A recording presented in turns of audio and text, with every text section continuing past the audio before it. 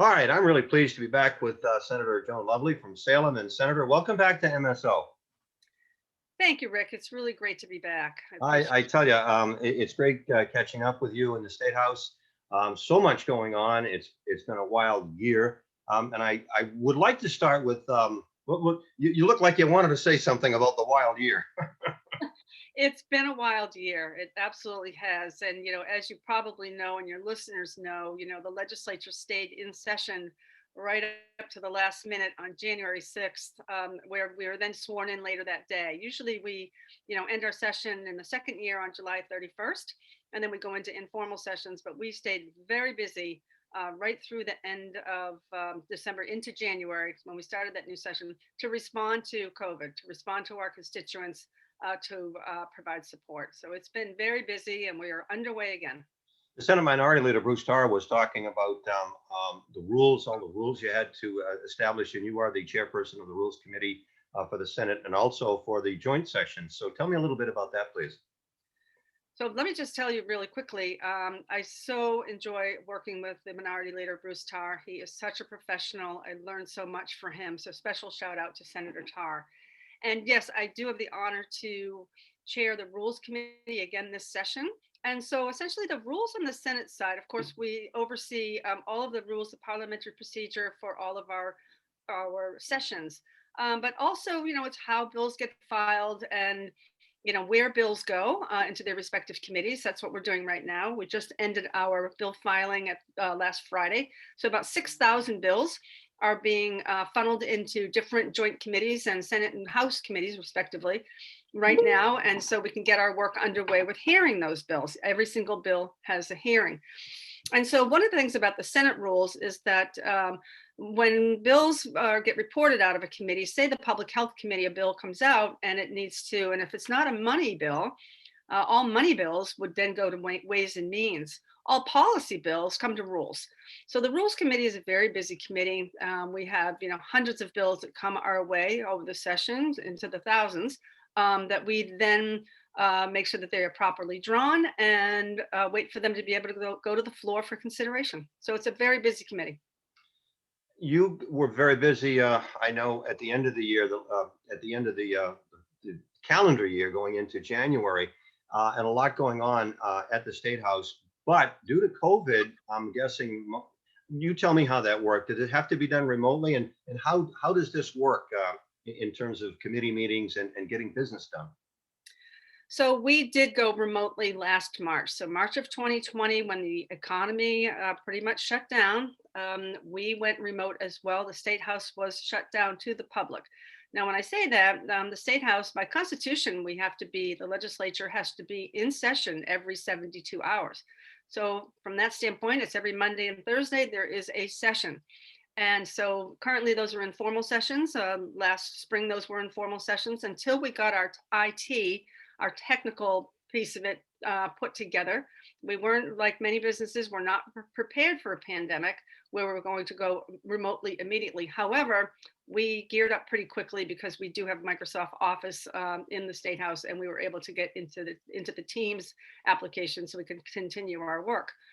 So we have not been in the State House. We are all working remotely. And I will tell you, we are busier than ever. We are extremely efficient. Not to say we weren't efficient before, but I can really see some efficiencies in working remotely.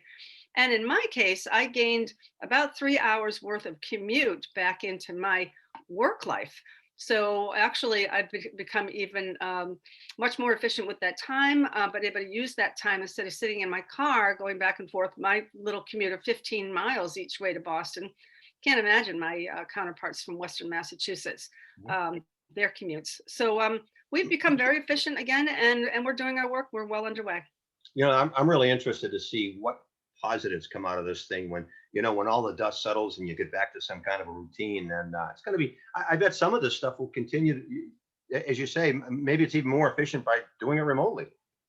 Well, if you think about it, if a constituent wants to come in to see us in Boston, we try to get parking for them. That can't always happen. So they'll take the train in or they'll drive their car, they'll find parking, pay for that parking, then come into the State House for a meeting and then leave. Think about it. If they're just sitting right behind their computer from wherever they are, I'm sitting behind my computer, whether I'm here at home or whether I'm in the State House. Mhm. It's very efficient and it works. So I think this is what we're going to be seeing going forward. And, we're already hearing from the business community. Many employees and employers won't go back to a physical building. They are staying right Right. within their remote locations to work. Makes it easier to get to the South Shore to visit my wife's cousin. So that's cool on a There you Friday go. afternoon. Right. What is transparency, if I can get it out? What does that mean, Senator? Because there have been numerous local editorials in our local newspapers, and Senator Tarr has mentioned that going into the bill session. What does all that mean? So the Massachusetts state legislature we do not follow open meeting law or public records law. Now we require that the local municipalities, state and town government, I'm sorry, city and town governments follow both of those laws, and we exempt ourselves together with the governor as well, the administration. And I have actually worked towards being able to have the legislature be have that level of transparency. I was on state administration and regulatory oversight when we looked at the public records law. We did a big public records rewrite, and we put a commission in there to look at having the state legislature comply with public records law. The commission met, we made recommendations, and we actually put a lot of those recommendations into our rules so that we have an increased transparency. However, we still exempted ourselves from the overall public records law. I actually have my own policy in my office. If someone is looking for a record, and we might have it in our possession, unless it's something personal to do with a constituent. We would never divulge that information. I don't want to chill the effect of constituents calling us with very difficult personal information that we then can help them with. But if someone's looking for a record, we will try to comply as best as we can under those parameters. And same with open meeting law. When we again did the public records rewrite, we actually did our conference committees in public. We had the public and we had the advocates right there at the table with us, helping us write that law. It was good. It's good government. One of the things that impresses me, Senator, about you and also Senator Tarr, whom I know, and Representative Tucker, is that you're very in tune to public service as opposed to going down to Washington and our national representatives down there who are, trying to get reelected all the time. And one of the things you just brought up was helping individual constituents. Do you get a lot of individual personal phone calls? Obviously, I don't want to know anything personal, but in terms of uh, what do you do? How do you help a person like that? Right. So, you know what? When I came to the Senate 8 years ago, after being trained as a city councilor here in Salem for 15 years, I knew how important it was to answer phone calls and to respond to the very people who put you in office. Because usually when someone's calling you, it's not just usually to say hello. It's usually, I've got a problem. I need something fixed. Um, so currently in the legislature, in my office, the biggest calls, and there are dozens and dozens a week, probably up to 100 a week, are on unemployment claims. People are having difficulty accessing the unemployment system. So they're calling the office after they have put their claim in weeks ago, have not been able to, get their benefits. And so we can connect them through the legislature to see what might be holding up their claim. Very So we're doing that right now. And so, if any of your listeners are listening, call your state senator, call your state representative. If you don't know who they are, call my office, and we can connect you. And the other phone call we're getting right now mostly is about the vaccine availability. Last March it was PPE. People were desperate for masks and all of the protective equipment. We have that resolved, but now it's the vaccine rollout, and it's been difficult all across the nation because we are reliant on how many vaccines that are coming out of the federal government to the states. Our state will put in an order for so many vaccines, and we might get half of that because again, it's a shortage as the system ramps up to be able to provide those vaccines. So we're asking people to be patient.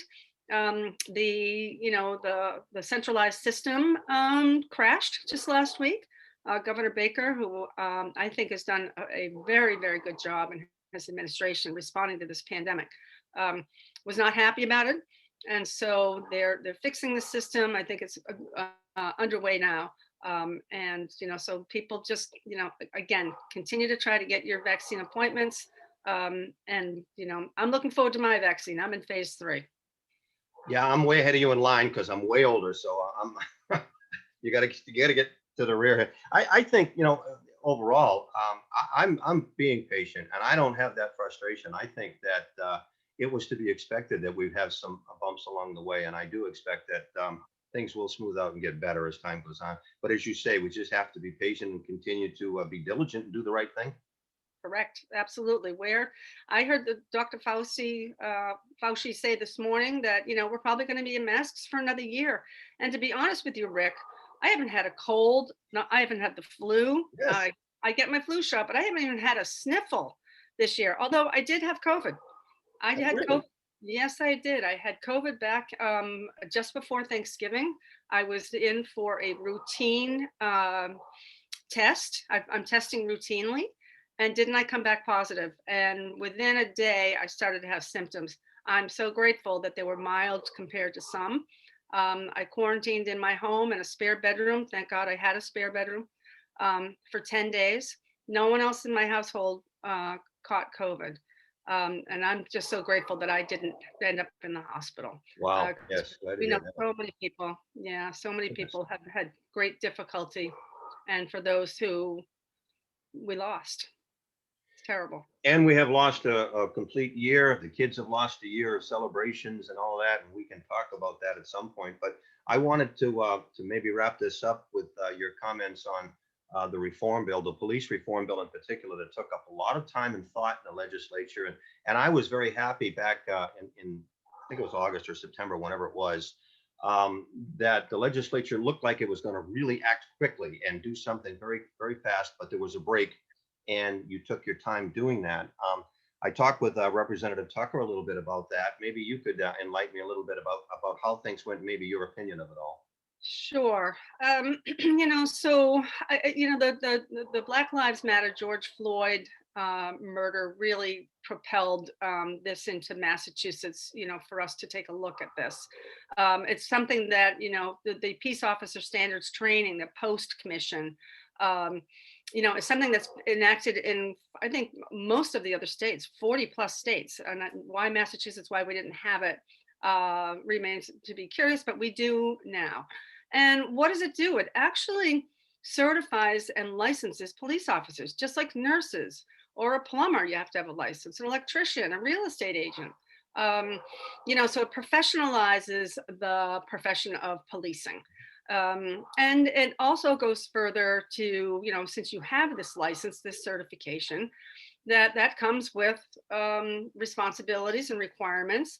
And so if there is an issue of police misconduct, this commission will investigate that.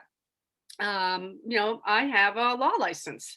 If I do something with my law license that is against the rules, then the Board of Bar Overseers oversees that license. So this will professionalize the license and the profession. And so we think that's a good thing. And so other things that the bill does is it limits facial recognition.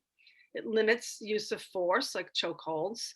It asks that officers use de-escalation tactics, which there will be training for, and there is training for currently. The biggest probably piece of the bill was this qualified immunity. So, if a police officer, for example, breaks the rule unknowingly, they don't lose their qualified immunity. Now, the qualified immunity now will be tied to this license, to this certification. So if the police officer does something so egregious that they lose their license and certification, then the qualified immunity does not cover them because they're decertified from the practice of policing. So it was. I will tell you from my personal experience with it. I have members of my family who are in law enforcement, who I heard from, many friends who are in law enforcement. I think in some ways it came down to, geez, we don't, we're not Minnesota, we're Massachusetts, we do it right here. Absolutely. So there's really nothing to worry about, except that we will professionalize policing, which we think is a good thing. And I think in the long run, it'll be something that officers can rely on, because we know that 99% of the officers out there do their job and they do it right to the letter of the law. And it's that 1% who, it's that bad apple in the bushel that create the problem for everyone else. So that one bad apple will lose their certification and no longer be able to be a police officer in this state or any other state. And that's the way it should be. I just wonder, as we wrap this up, how important language is, because one of the things that first came out was the knee-jerk reaction, defund the police. And to use the word defund, that isn't at all what people meant. It's not at all what Massachusetts means. But if you go out there and say, okay, can we do it better? Then people have to say, yeah, of course we can. Yeah, there was I would never support defunding the police. I think that, some wanted to take a look at that and maybe reroute those dollars into, some other avenue. We need policing. We absolutely need law enforcement in our society. This is a dangerous job. Officers have to carry a weapon, or a firearm, I should say. I've been corrected on that before. So it's not a weapon, a firearm. For a reason, because it's a dangerous job. We want to give police officers all the tools in the toolbox to be able to have the appropriate training to make sure that they can do their job so that their lives aren't at risk. They put their lives on the line every day to go out to protect the public. We want to make sure we protect them. Well, it looks like better days are coming and the sun is getting brighter and all that. Senator, anything else you want to mention? Just appreciate the opportunity to talk to your listeners, Rick. And if anybody again needs to reach us, let me give my email, joan.lovely@masenate.gov, and the office number 617-722-1410. Love to hear from you with any thoughts that you have, especially now that we're underway with our new session. Any bills that you want us to support or not support, let us know.